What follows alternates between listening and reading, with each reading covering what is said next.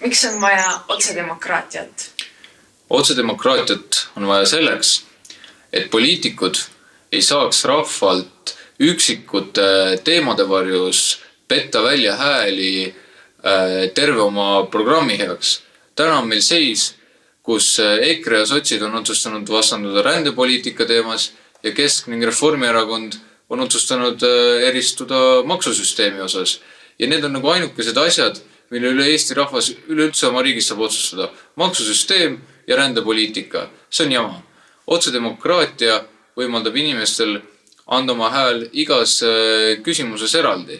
Tänapäeval on meil olemas ka digitaalsed lahendused, mis võimaldavad otsedemokraatiat väga lihtsasti ellu viia. Nii et kui Eesti on tõeliselt e-riik, siis oleks viimane aeg kasutada digitaalseid lahendusi riigi juhtimises.